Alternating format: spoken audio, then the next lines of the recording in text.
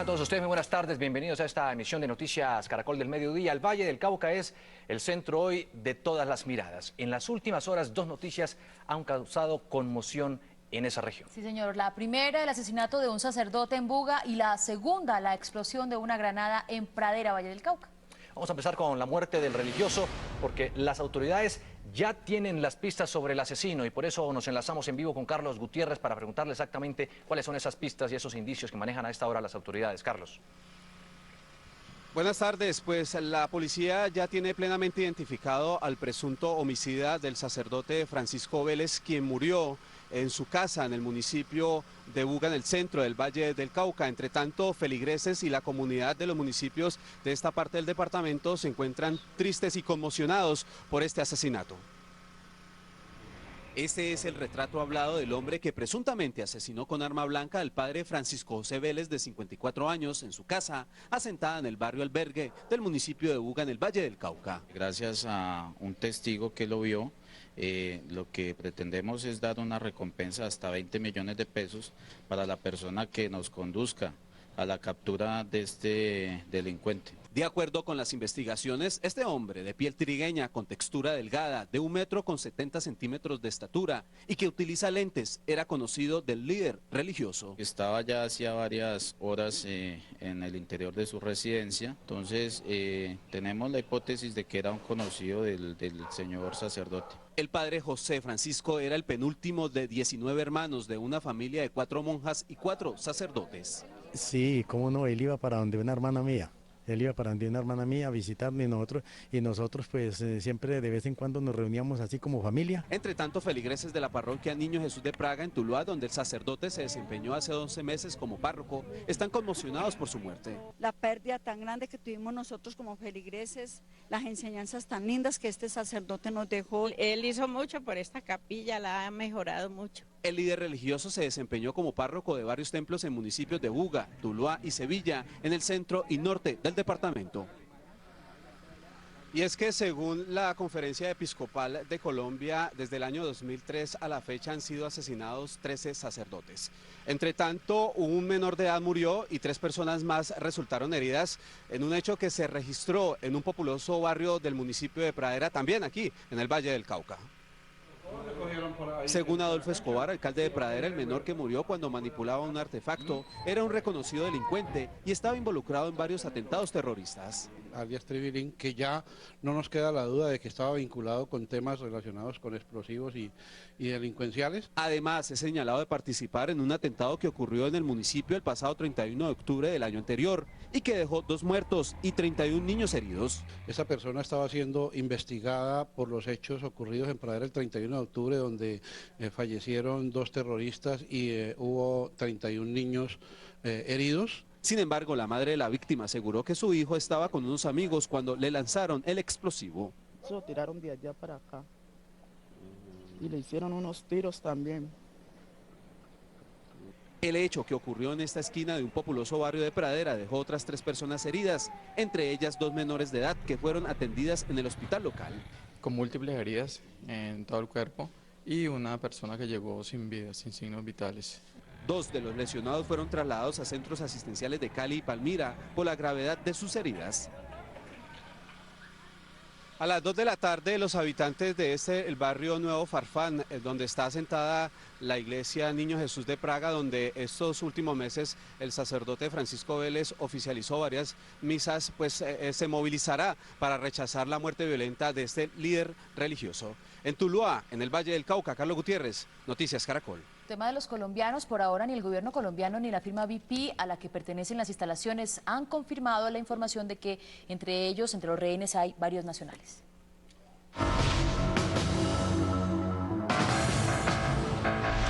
El Ojo de la Noche registró esta madrugada la desaparición de un niño de 17 meses, a quien su mamá, que tiene trastornos mentales, lo sacó de la casa con rumbo desconocido. La rápida acción de la policía, eso sí, permitió ubicar al menor y a su madre en un hotel de la ciudad de Armenia. Y Juan Carlos Pardo le ha seguido muy de cerca el desarrollo a esta noticia. Juan Carlos, finalmente, ¿en qué condiciones se encontraron el niño y su mamá? Hola Juan Diego, pues son buenas noticias porque según el reporte de la policía, las dos personas, tanto el bebé como su madre, se encuentran en muy buen estado de salud. ¿Qué fue lo que sucedió? La madre habló con el padre del menor y le dijo que simplemente se iba a llevar al niño pese a no tener custodia. Esto por estar en este momento bajo un tratamiento que atiende un trastorno mental que padece. Pues lo cierto es que salieron a la terminal de Bogotá con rumbo desconocido para las autoridades. Esto fue inicialmente lo que registró El Ojo de la Noche en exclusiva aquí en Noticias Caracol. Otro bebé raptado en el sur de Bogotá. Por favor, mamita, devuelva al niño y véngase pronto. Esta mujer es la abuela del menor de 17 meses de nacido que tiene la custodia del niño debido a un trastorno mental de su hija. Bienestar familiar lo voy a coger por los antecedentes de ella. Entonces, en el hospital de Querétaro yo dije que yo me hacía cargo. Me mandaron a Bienestar Familiar y Bienestar Familiar me dio la custodia. Ayer, y mientras hacía algunas diligencias con una EPS, su propia hija se marchó llevándose al pequeño. ¿Usted salió? ¿Cómo fue? Yo salí a sacarle una cita médica, unos medicamentos psiquiátricos. Y cuando llegué, el coche no estaba y miré y ya no tenía la ropita y yo ahí mismo la llamé al celular, pero no me contestaba. La mamá se acerca hasta la vivienda, saca al menor y se lo lleva con ella. En ese momento se desconoce el paradero de la señora y del menor. Dice la angustiada abuela que su hija, que se encuentra bajo un estricto tratamiento médico, en su vida no tomó los medicamentos y teme que sufra una crisis que afectaría la integridad del menor. Lo que me preocupa es por lo que ella tiene trastornos mentales y no se llevó el medicamento y de pronto en una crisis me deja el niño no sé dónde. La policía confirmó que en varias oportunidades ha auxiliado a la supuesta raptora de 34 años, que ha atentado contra su integridad y la de su familia. En 2 oportunidades y en medio de su crisis, se marchó hacia otras ciudades. Trata de tirarse por las ventanas, rompe las puertas, los vidrios, nos agrede y me da miedo con el niño. El último contacto que tuvo con su hija fue ayer en horas de la tarde, donde le manifestó que iba por una carretera con su hijo y sin rumbo fijo. Hasta este momento la mitad de la historia, porque el niño todavía no había aparecido. Pues ahora las autoridades hicieron una triangulación de algunas llamadas efectuadas por la mamá del bebé y la encontraron en Armenia. Allí llegaron las autoridades por la mamá y por el bebé. Esto dicen las autoridades. La mujer Belkis Martínez, actualmente en tratamiento psiquiátrico, decidió llevarse a su hijo porque según ella casi no lo puede ver, debido a que su mamá es quien tiene la custodia del menor. Pero antes le informó al papá de su hijo que saldrían de la ciudad.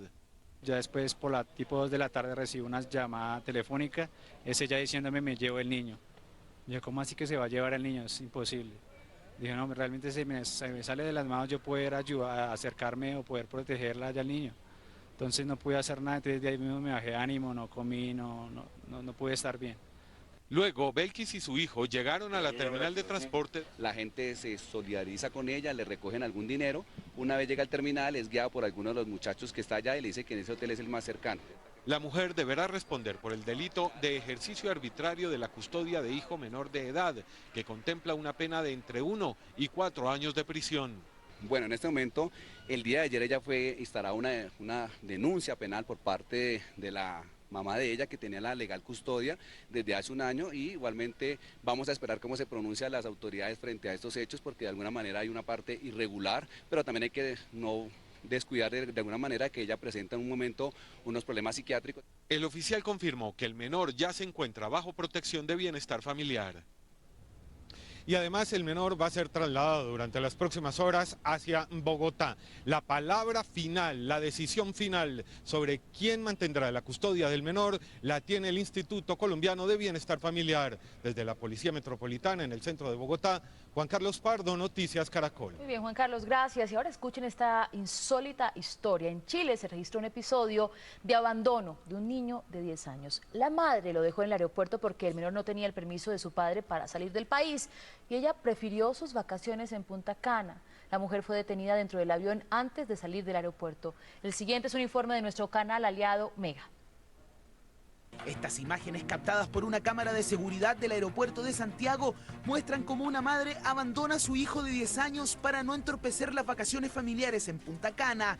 Los papeles del niño para salir del país no estaban en regla. Y dejó el niño ahí y le dijo, mijito, usted lo va a venir a buscar su papá. Y el niño quedó llorando desgarradamente. Y ellos ya, chao, mijito, usted se va. Pudimos percatarnos que la autorización que autorizaba la salida del menor con destino a República Dominicana, otorgada por el juzgado de familia de Antofagasta, no reunía los requisitos jurídicos necesarios para poder ser utilizada. Sin remordimiento alguno, su madre, su padrastro y hermanastros abordaron el avión para comenzar con sus vacaciones. Claro que la felicidad duró poco. Personal de la PDI, alertado por turistas, detuvieron a la mujer antes que el avión despegara. Totalmente indignante. Eso no saber lo que es tener un hijo, valorar lo que cuesta tener un hijo. La mujer le dijo a la PDI que no podía perder unas vacaciones que le habían costado 4 millones de pesos porque su hijo no tenía la autorización del padre para abandonar el país. La ucraniana de 30 años fue formalizada por abandono de menores.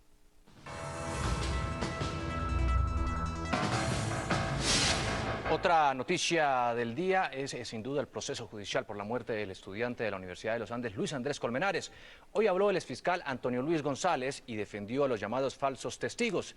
Estamos cubriendo esta noticia desde todos los ángulos y vamos primero al complejo judicial de Palo Quemado, donde se realiza la audiencia de legalización de captura de estos 3 llamados inicialmente testigos estrella y ahora considerados mentirosos. Vamos a ampliar la noticia con Julián Ríos. Adelante, Julián.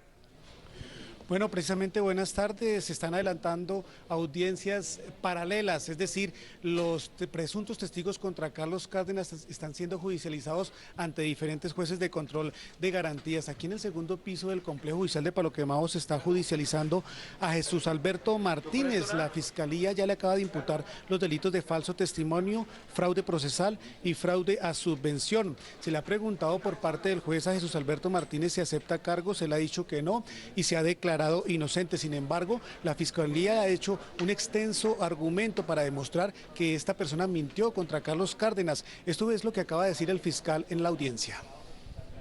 En consecuencia, toda esta información que ha suministrado Jesús Alberto Martínez Dural nunca concuerda con su dicho, ninguna se ha podido verificar, resultando en este punto una inferencia razonable que ha mentido. Ha faltado a la verdad al manifestar que estuvo en un lugar en la que probablemente no se encontraba y señalando situaciones que igual sentido no presenció. Simultáneamente, a esta misma hora, en el mismo complejo judicial aquí de Palo Quemado, se está judicializando a Jonathan Martínez, el segundo testigo, quien ha afirmado que habría visto el presunto asesinato de Luis Andrés Colmenares. En este momento esa audiencia se ha hecho la legalización de la captura y en este momento la Fiscalía imputa cargos. Durante un receso que hubo en esta audiencia pública, Jonathan Martínez habló con nosotros y nos dijo que se ratificaba en sus denuncias. Yo no me pienso retractar de absolutamente nada de lo que he dicho.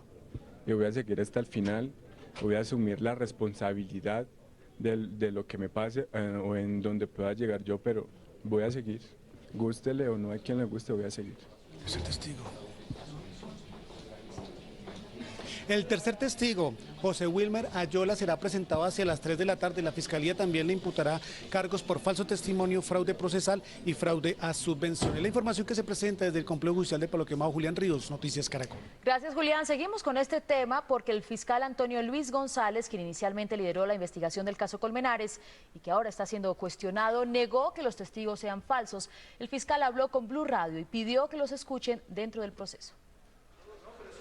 González pasó de ser acusador a acusado por cuenta de los 3 testigos que, según la fiscal Marta Lucía Zamora, quien lo reemplazó en esta investigación, son falsos. Él se defiende. Hay un problema aquí de interpretación, no es un problema de falsedad testifical.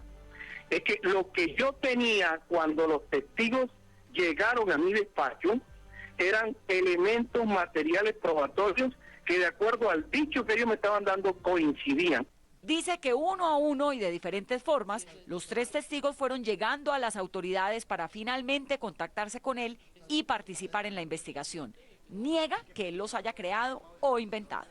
No es que el fiscal González produjo, fabricó o cultivó testigos falsos, no, es un problema de método de trabajo. Argumentando que lo que hay es una diferencia de formas de trabajo y no una mentira suya, González pide que los testigos sean escuchados en el juicio. Lo ideal es ir a un juicio, eso es lo que dicen las normas de procedimiento penal. Cuando vayamos a un juicio, podemos decirle al testigo, señor, usted no estaba en ese sitio, pero yo tengo esto, el testigo tiene que explicar, pero es que los testigos no los han escuchado en un juicio. En diálogo con Blue Radio, el fiscal, ahora objeto de investigación, defendió su trabajo. Fui honesto, dijo. Este es el caso que más atención ha captado en los últimos tiempos en el país. En medio de la polémica por la petición de la Fiscalía de solicitar la nulidad del proceso contra Carlos Cárdenas, el abogado de la estudiante Laura Moreno dijo que pedirá que su defendida sea reconocida como víctima. Los abogados de Laura Moreno y Jessy Quintero se constituyeron en víctimas y ahora pedirán reparación por los daños que ocasionaron los falsos testigos, dijo su abogado Jaime Granados. Y no solamente se conozca la verdad, se obtenga justicia y se repare a las víctimas, sino sobre todo que se dé la garantía de no repetición. Para Granados, los falsos testigos pertenecen a una estrategia que tuvo el fiscal del caso. ¿Quién estaba detrás de esos falsos testigos? ¿Quién los trajo al proceso? Que fue el fiscal González, que es el mismo que trae el falso perito. Jaime Lombana, abogado de los Colmenares, advirtió que los falsos testigos fueron puestos por alguna persona que intentó dañar el proceso, que no es el papá de Andrés Colmenares. Yo sí, claro que hay algo oscuro detrás de esos testigos. Yo sí tengo la convicción de que esos testigos los montó alguien precisamente para imposibilitar que el juicio se llevara rápidamente y generar errores en la acusación. Lombana agregó que Laura y Jessy Quintero, compañeras de Andrés, deben seguir vinculadas al proceso. En el caso de Laura y Jessy Quintero, ese proceso no se ha caído, ese proceso no tiene ninguna debilidad, al contrario, yo aspiro a que la justicia dé buena cuenta de ellas. En algo coinciden los dos abogados y es que detrás de esos falsos testigos se quiere sembrar la impunidad. Soy Carlos Barragán Rosso, Noticias Caracol. 12:49 de la tarde, nuestro director de noticias, Luis Carlos Vélez, habló con la fiscal del caso Colmenares, Marta Lucía Zamora.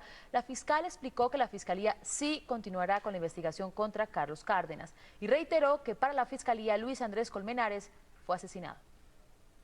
Esto no significa en ningún momento una solicitud de absolución o de preclusión de la investigación en favor del joven Carlos Andrés Cárdenas Gómez. Por el contrario, se trata de poder continuar con una investigación dentro de unos cauces de respeto por el debido proceso, por los derechos fundamentales y en especial por los derechos de las víctimas. ¿Eso significa entonces que la Fiscalía admite que cometió un error al sindicar a Carlos Cárdenas utilizando a estos testigos?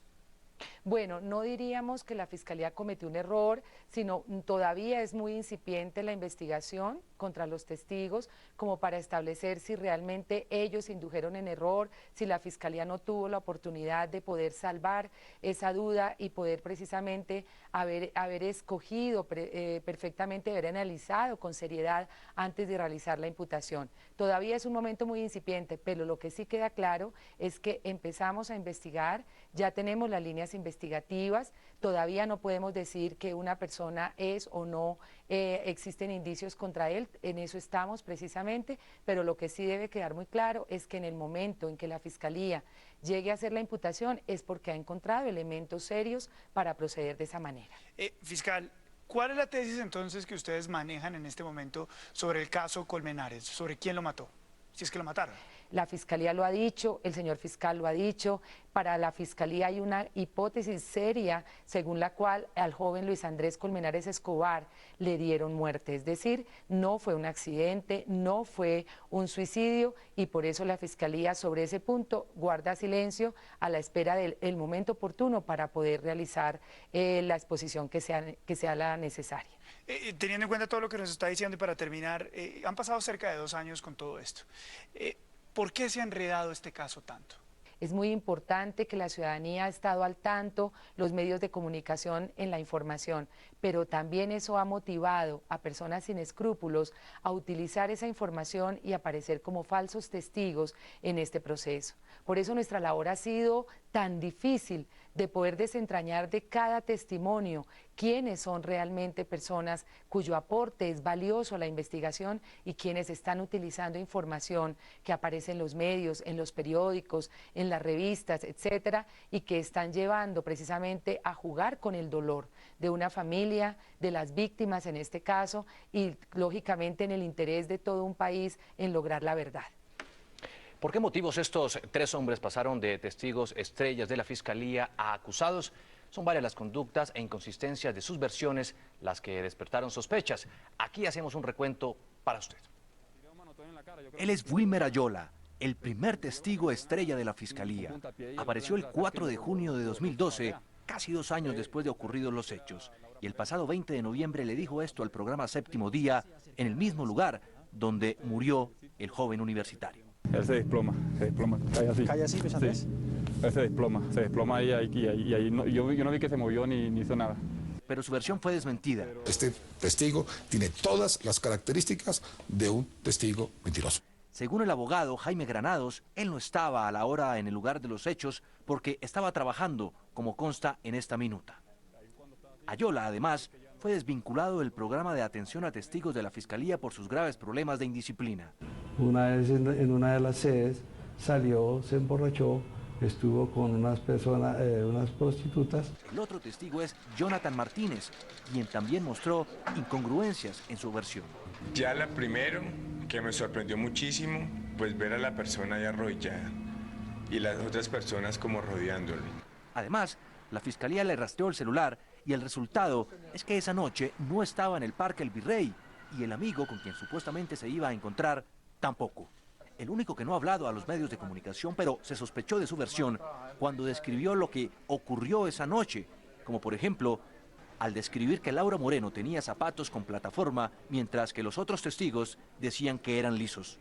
El auxiliar suplente, Napoleón Botache, en una carta enviada al juez, también habló de una manipulación de testigos por parte del fiscal titular, Antonio Luis González. Me llevó a atar cabos, en el sentido de que estos testigos atienden a las sugerencias realizadas por el doctor González, de conseguir testigos falsos para elaborar una teoría del caso más fuerte a costa de lo que fuere.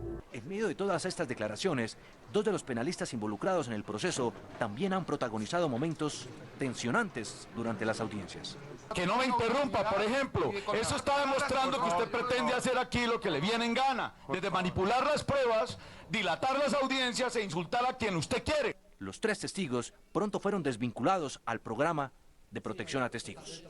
La investigación que pidió el ICBF contra el padre de la bebé que fue secuestrada a los 17 días de nacida, Alison Brigitte, dejó al descubierto una controversia.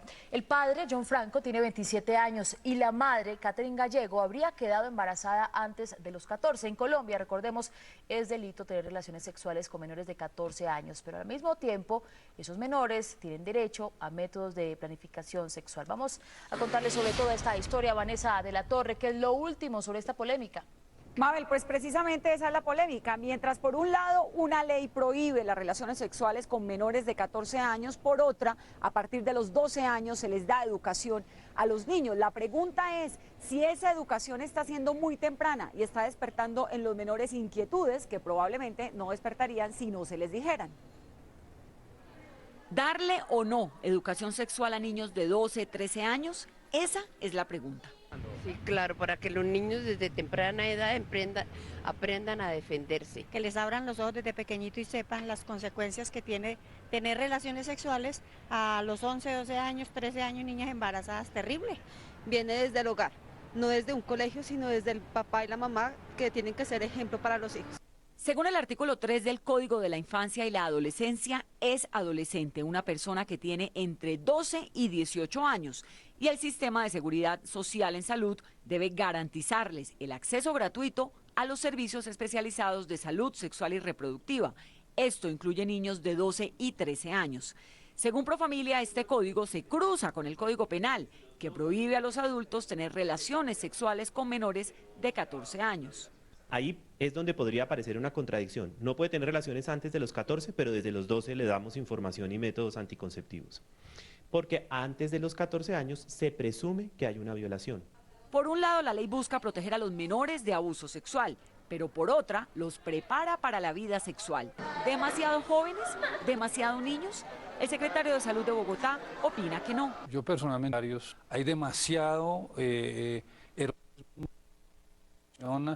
a situaciones que inducen a una actividad en los jóvenes, una actividad sexual. El gobierno colombiano, como respuesta a esa oferta, opta por educar a los jóvenes cuando aún son niños. Fortalecer el núcleo familiar, fortalecer el autoestima dentro de los niños y educarlos es lo que proponen los expertos para que la vida sexual sea sana y sea verdadera. El año pasado aquí en Bogotá se repartieron cerca de 2.000 condones, todos, dice el secretario de Salud, en niños mayores de 14 años. Desde el norte de la capital, soy Vanessa de la Torre, Noticias Caracol.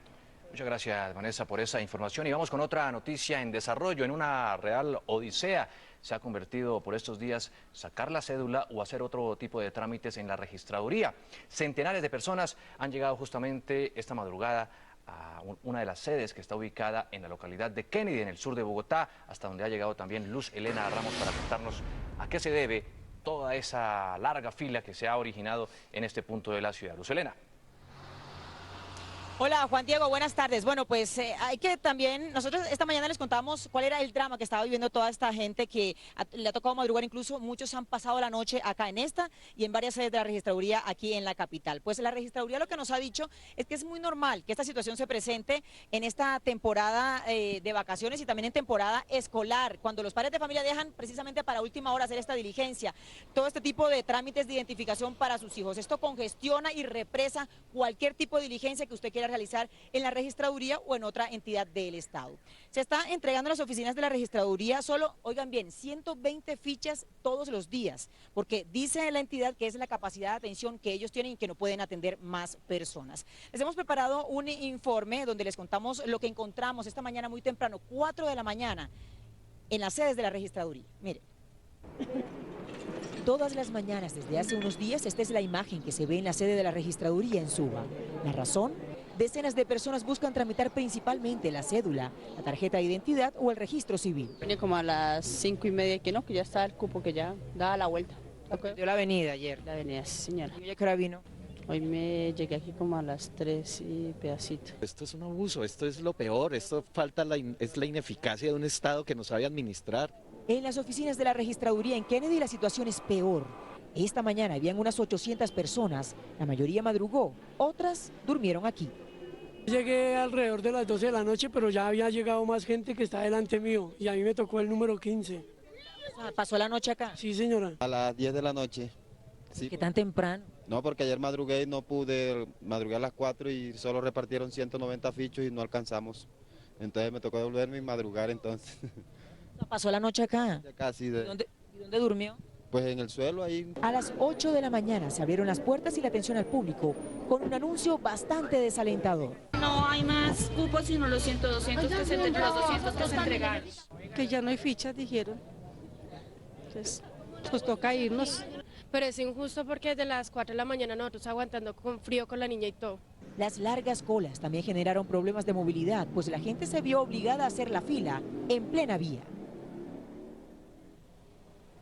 Bueno, pues eso era en la mañana, pero bueno, ahorita cuando ya es la 1 de la tarde, ya mire, comienza a formarse aquí la fila en esta sede de la registraduría en Kennedy, la gente tratando de ser, pues de que los atiendan ahora en horas de la tarde. Por último, les cuento que la registraduría ha emitido un comunicado en los últimos minutos donde dice que va a ampliar el horario de atención. Actualmente el horario es de 8 de la mañana a 4 de la tarde, pues se va a hacer ahora de 7 de la mañana a 7 de la noche. 7 de la mañana a 7 de la noche a partir de mañana y durante todo este mes. Y los sábados que no hay atención, oigan bien, va a haber atención de 8 de la mañana a 4 de la tarde. La información que les podemos entregar y de lo que está pasando hasta ahora aquí en el suroccidente de Bogotá, Luz Elena Ramos, Noticias Caracol. Entonces extienden la atención y sábados también la gente puede llegar hasta allí la registraduría. Gracias, Luz Elena. Un nuevo escándalo que involucra a militares por tráfico de drogas se registró hoy en el Valle del Cauca. Un teniente y un soldado fueron sorprendidos en poder de 410 kilos de cocaína en la vía Sonso-Buga.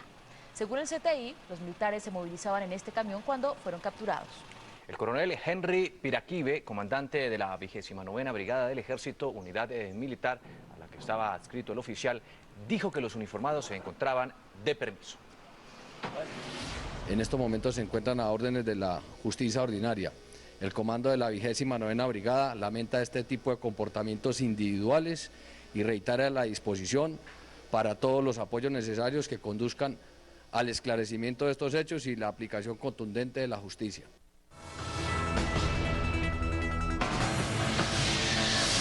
Sigue la intensa tarea de los grupos de socorro que intentan controlar un incendio en Cota, Cundinamarca, esto es en la Sabana, al norte de Bogotá. Karen Acero ha estado muy de cerca del desarrollo de estas operaciones. ¿Y por qué ha sido tan difícil controlar el fuego, Karen? Juan Diego, muy buenas tardes. Le cuento que aquí ya ayer se habían reactivado varios puntos calientes y esos puntos ya fueron controlados gracias al trabajo de policía, ejército, defensa civil y bomberos. Durante toda la mañana un helicóptero de la Fuerza Aérea también lanzó agua y líquido retardante, lo que ayudó a refrigerar esos puntos calientes. La unidad de gestión del riesgo ha informado que en enero se han registrado 137 incendios forestales y hoy hay activos 3, uno en el departamento del Magdalena y 2 en el departamento de Boyacá. Se han registrado en el país 137 eventos, de los cuales 134 han sido controlados en 16 departamentos. Esto ha generado también un consumo de unas 1.300 hectáreas, tanto de bosques, pastizales y vegetación nativa.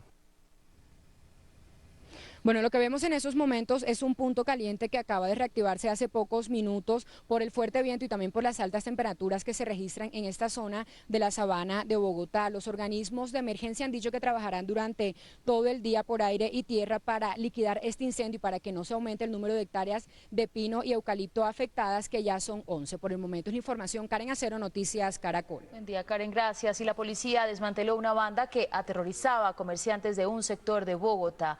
Andrea Holguín, ¿cuántas personas fueron capturadas? Buenas tardes.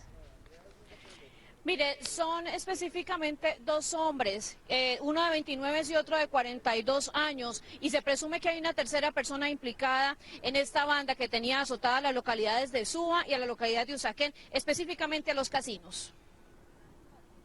En estas cámaras de seguridad del casino quedó registrado el momento en que 2 hombres que se hacen pasar por clientes ingresan al establecimiento. Empiezan por saquear las máquinas tragamonedas, después amenazan a las 2 empleadas para dirigirse a la caja registradora.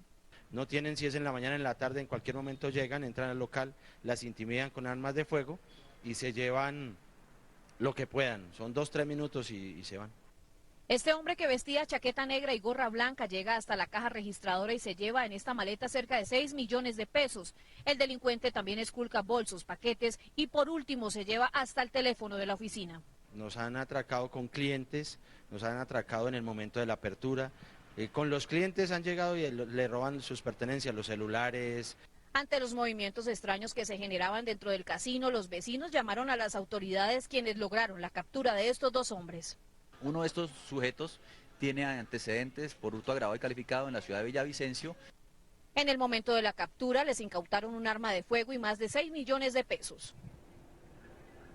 Mire, estas 2 personas ya fueron judicializadas y las autoridades recomiendan tener a la mano el número del cuadrante y también por lo menos a los casinos recoger la plata de la caja constantemente. Desde la localidad de Suba, Andrea Holguín, Noticias Caracol.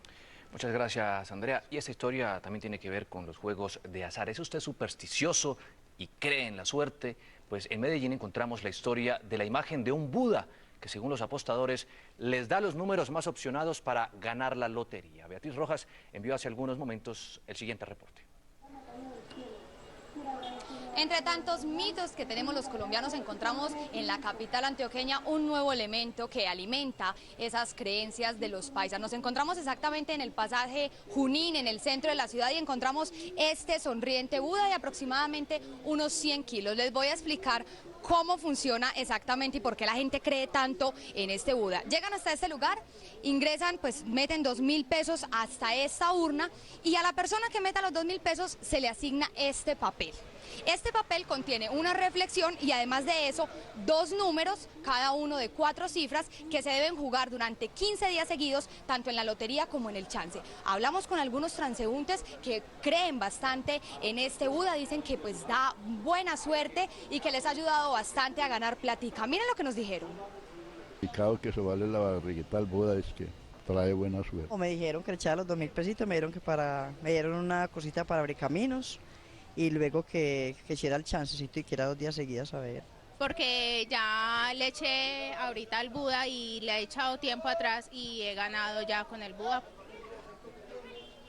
Solo 2.000 pesos a cambio de ganarse la lotería o un chance de 100, 200, 300 o hasta 800.000 pesos. La explicación que nos dan a nosotros y pues le dan a la gente que pasa por este lugar es que el Buda es un amuleto de la buena suerte y la prosperidad. Lo único que hay que hacer es 2.000 pesos, mucha fe y creer bastante en el Buda. En la capital antioqueña, Beatriz Rojas, Noticias Caracol.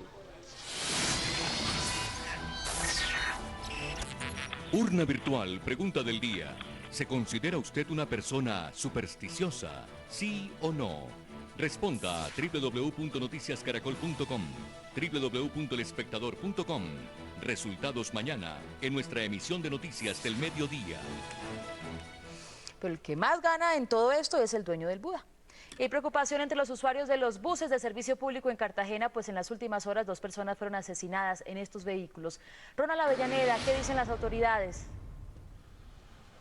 Mabel, las autoridades han dicho que este tipo de situaciones son producto de los resultados o de los operativos que se realizan en 19 puestos de control estratégicamente distribuidos en la ciudad. Es decir, como no pueden cometer este tipo de hechos los antisociales, tienen que abordar a sus víctimas en cualquier lugar, en este caso, increíblemente, delante de otros pasajeros a bordo de buses urbanos. En este sector del sur de Cartagena, fue asesinado un pasajero de bus urbano que viajaba sin documentos de identificación. Según testigos, la víctima recibió más de 2 disparos. Y cuando el tipo bajó de la buseta y se marchó hacia allá, pero como que allá adelante lo esperaba alguna moto y abordó la moto y se fue. 10 horas antes, en otro sector de la ciudad, fue asesinado otro pasajero, identificado como Ricardo Hermel Duque, de 18 años. También le puede suceder eso, tanta inseguridad que hay.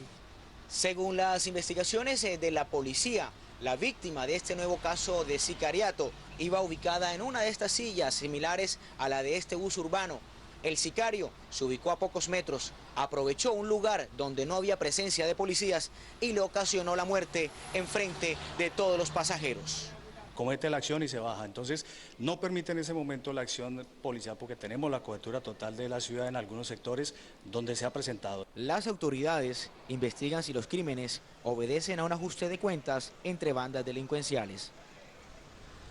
Se ha convocado también, aprovechando este tipo de situaciones, para analizarlas en detalle y esclarecer los hechos a un Consejo Extraordinario de Seguridad en las próximas horas. Hay que decir que se tiene pista sobre el caso más reciente, el de esta mañana, donde falleció un, ciudadano de 45 años, sobre el autor material. Ya hay pistas y se está tras esta persona para poder capturarla y de una vez por todas esclarecer estos hechos lamentables que tienen consternados a los cartageneros. Y no paran las acciones por los sombreros volteados importados desde China.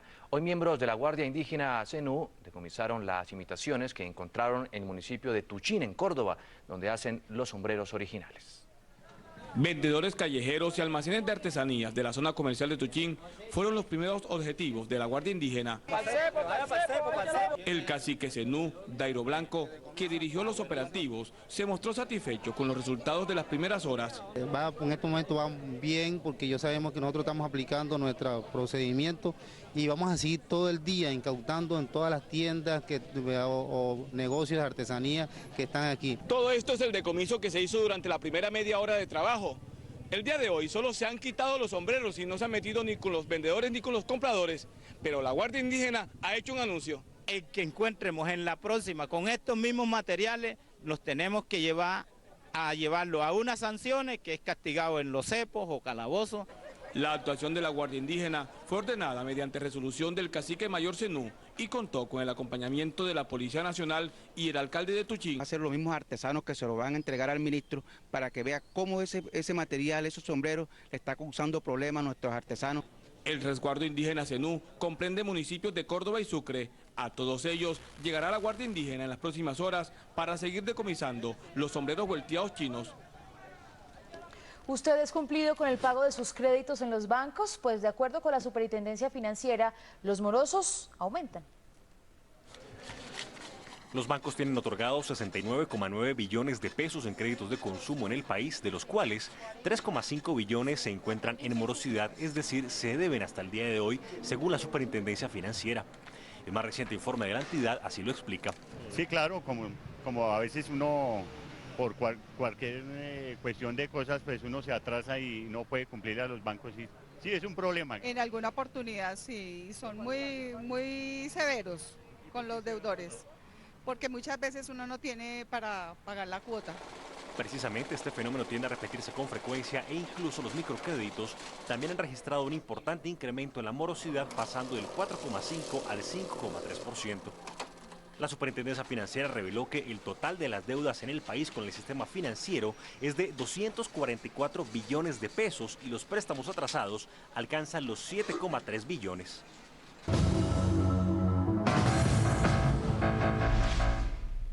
Y esta es una historia de reconocimiento de los derechos de los homosexuales. Noticias Caracol habló con la oficial de la policía, que en la actualidad es el principal enlace de la institución con más de 180 poblaciones sociales, entre ellas la comunidad LGTBI. Ella fue primero expulsada y luego reintegrada por la policía por su condición sexual. El 19 de octubre de 1999, la teniente Sandra Janet Mora sintió que sus 6 años como oficial de la policía habían terminado. Aunque los rumores de su noviazgo con otra mujer eran cada vez mayores, nunca pensó que ese sería el motivo para que la alejaran de su carrera. El director de la policía de la época aplicó la facultad discrecional para sacarla. Sin embargo, Sandra Janet conoció el motivo real y por eso demandó. Él me informa tajantemente que me haría retirar de la institución por mi condición homosexual.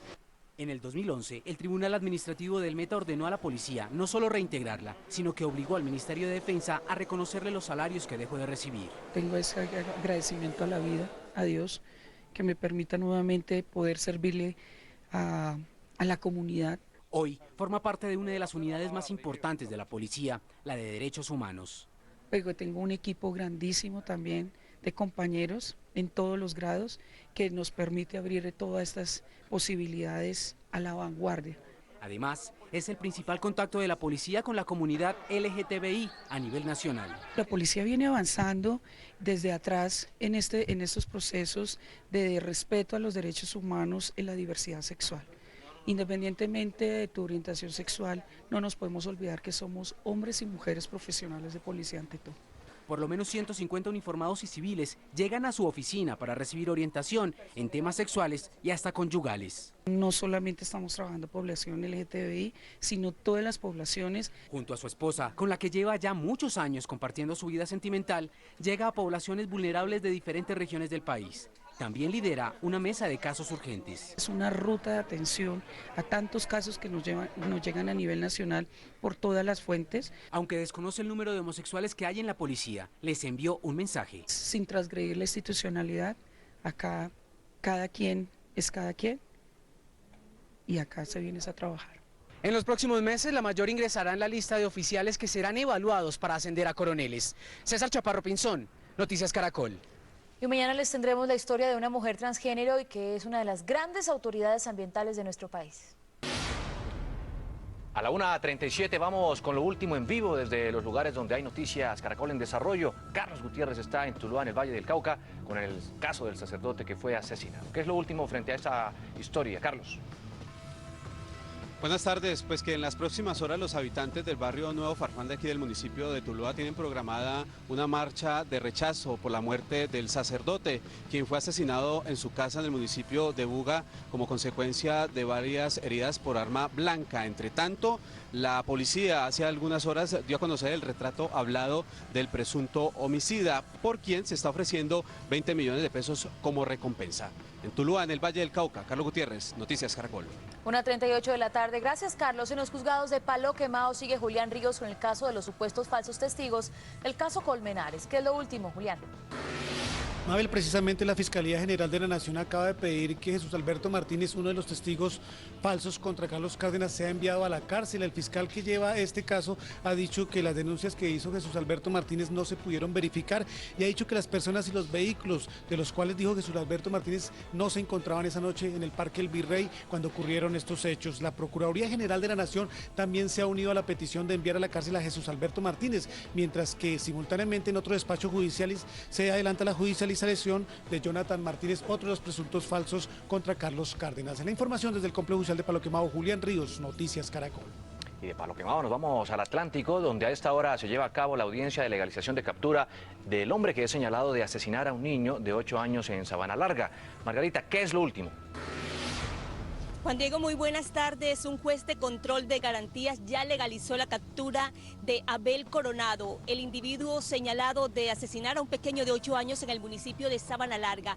Bajo estrictas medidas de seguridad, el hombre fue desplazado desde la Fiscalía de Sabana Larga hasta el municipio de Baranoa, donde a esta hora se lleva a cabo la audiencia por estrictas medidas de seguridad.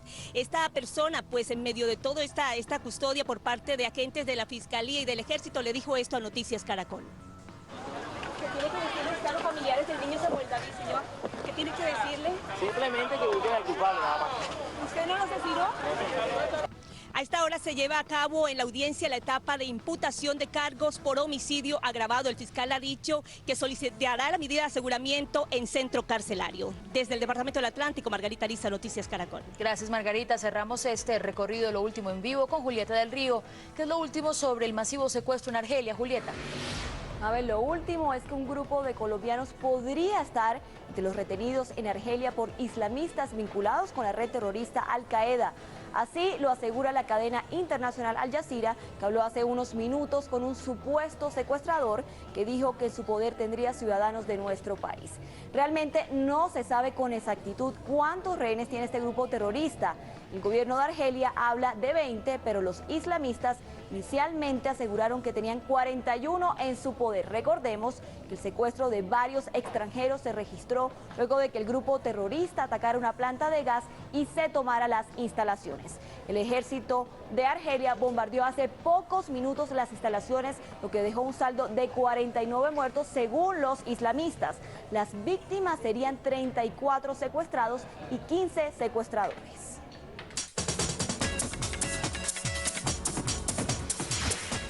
Nuestra editora digital, Claudia Leonor Vesga, nos tiene lo último que se mueve en las redes sociales. Corregimos así un error en el que les mostramos una sección ya vista. Presentamos, por supuesto, excusas. Este es el nuevo reporte. Buenas tardes. Sin duda, el caso judicial por la muerte del estudiante Luis Andrés Colmenares es hoy caldo de cultivo en las redes sociales, especialmente por el tema de los falsos testigos. Periodistas como Félix de Bedut dicen, sea cual sea el veredicto final, el caso Colmenares es una vergüenza para la justicia colombiana, mientras que el analista de medios Germán Yances se hace el siguiente cuestionamiento. ¿Quién se inventó los testigos falsos para viciar el juicio por homicidio de Colmenares? ¿A quién convenía que eso sucediera? Y de procesos judiciales pasemos a temas domésticos. Atención, padres de familia, porque la tendencia hoy en Twitter son los traumas de la infancia y ustedes tienen mucho que ver con esto. Everdeen, por ejemplo, recuerda su trauma con este trino. Cuando tenías que devolver un juguete a su lugar porque no te lo iban a comprar. Esa era para él la caminata de la vergüenza. Mientras que a Martina le aterrorizaba perderse en el supermercado, no encontrar a su mamá y pensar que iba a convertirse en huérfana para toda la vida. Finalmente, Donny Rousseau describe así su escena más traumática. Cuando estaba en el probador de un almacén de ropa, mi mamá abría la cortina de par en par y gritaba, ¿cómo le quedó? Señores padres de familia, sea esta una invitación para que se conecten con las redes sociales y conozcan más lo que piensan sus hijos. Feliz tarde para todos. Resultados urna virtual. Ha intentado o intentaría conquistar a un religioso o religiosa que ha jurado castidad. Sí, 24.68%. No, 75.32%. Total votos, 4.246. ¿Cómo le parecen los cuadernos escolares con modelos ligeras de ropa en sus portadas? Opinen, @Noticias Caracol. Son las 2 en punto de la tarde. En este momento Estados Unidos presenta una de las temporadas más severas de influenza durante los últimos años. Bueno, ¿cuáles son las implicaciones? ¿Esta influencia nos influencia a nosotros en Colombia? Doctora Fernanda. Hola, muy buenas tardes. Pues es claro que ya no hay fronteras y que el virus podría llegar fácilmente al país. Sin embargo, las autoridades nacionales dicen que no se han registrado casos y advierten para que estemos atentos y se pueda detectar rápidamente un posible enfermo. Entonces, ojo, síntomas como dolor en el pecho, dificultad para respirar o simplemente que usted, en lugar de mejorar, con los días empeore. Las personas que viajan hacia o desde los Estados Unidos deben tener en cuenta la emergencia por influenza que se vive en este país. Lo que hay que estar atentos es que todas las personas que estén llegando al país estén atentas a cualquier síntoma de infección respiratoria, de gripa, sobre todo de gripas fuertes. Doctor, ¿cuándo se puede presentar la influenza en Colombia? En teoría se da más en épocas de lluvias, ¿sí? y en teoría más en el segundo semestre del año. Pero el virus de la influenza se puede presentar en cualquier momento. Recuerde que la vacunación es el arma más efectiva para protegerse de la influenza. Para los grupos de mayor riesgo, que son los menores desde 6 meses hasta los 23 meses, porque los menores de 6 meses no se pueden vacunar con vacuna de influenza, y en los mayores de 65 años. Esos dos grupos los vacuna con cargo al Estado, o sea, el país da las vacunas. Pero todos nosotros deberíamos vacunarnos. La vacuna se debe aplicar cada año porque es una vacuna de un virus que cambia. Por ahora se espera iniciar la campaña nacional de vacunación el mes de marzo. Doctor, ¿tiene algún riesgo colocarse la vacuna de la influenza? Esta vacuna es una vacuna muy segura, a pesar de que mucha gente dice cosas que no son. Puede que presente o genere un poco de malestar inicial, que es como una gripa muy leve, pero prácticamente casos de complicaciones graves por la vacuna casi que no existen. Esta vacuna es fundamental también para personas con enfermedades crónicas como diabetes o asma, profesionales de la salud, profesores y en general quienes tengan contacto frecuente con público. Recuerde que este virus se contagia muy fácil cuando una persona enferma tose, estornuda o habla cerca de nosotros. Por eso, si usted tiene síntomas respiratorios como tos, por favor use el tapabocas, lávese las manos con frecuencia y no olvide mantener muy buen aseo de escritorios, baños, porque este virus puede vivir varias horas en los teclados, las manijas, los teléfonos, en fin, lo que se toque con las manos contaminadas. Termina la información de salud. Feliz tarde. Buenas recomendaciones, doctora Fernanda Lucía, gracias. Y una gran brigada de niños tolimenses tiene en sus manos la tarea de enseñar a los adultos estrategias cotidianas para reducir el consumo de energía. Y su esfuerzo, sumado a otras medidas, ha causado una disminución significativa en su región.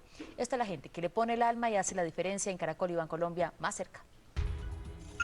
Por las callejuelas de un barrio en Ibagué y en muchos de los otros 46 municipios del Tolima circulan de cuando en cuando unos pequeños centinelas. Tocan la puerta de sus vecinos, los visitan para dar consejos. Como podrá aquí ver la lavadora, hay algunas personas que la sobrecargan con ropa. Eso puede ocasionar un cortocircuito y come demasiada luz también. Son los centinelas del ahorro. Han sido capacitados por la empresa de energía para que enseñen en sus casas, sus colegios y sus barriadas la cultura del ahorro. Yo ya tengo que ahorrar energía, yo ya no puedo correr tan rápido. Oiga, no, energía eléctrica, señora. Sebastián es uno de los más antiguos. A pesar de su corta edad, le ha puesto el alma a esta labor para que otros aprendan su experiencia. Ya no abro tanto la nevera. Ya no utilizo tanta la energía. Gracias a los consejos de estos cerca de 7.000 centinelas que están regados por todo el departamento del Tolima, las personas se pueden ahorrar entre 25.000 y 30.000 pesos. Además, ayudan a conservar el medio ambiente. El departamento del Tolima y su 1,5 millones de habitantes consumen cerca del 2% del total de la energía eléctrica del país. Por eso, todo esfuerzo cuenta. Los niños han enseñado y han educado a sus papás en el uso racional y eficiente de la energía y también del agua. Gracias a programas como este para el uso racional y eficiencia del agua y la energía, el consumo promedio de los hogares ha disminuido en un 14% en los últimos 5 años. No en vano se dice que el cambio empieza por casa. Por eso, aunque parezca un grano de arena en el desierto, estos pequeños saben que mucho pueden hacer con su ejemplo. Llegamos así al final, agradecemos a nuestros televidentes. Los invitamos a ver El Precio es Correcto. Noticias Caracol, primero en noticias, que me encanta cuando Quería dices que sonriera para despedir muy bien el noticiero. Que tengan buena tarde. Buenas tardes.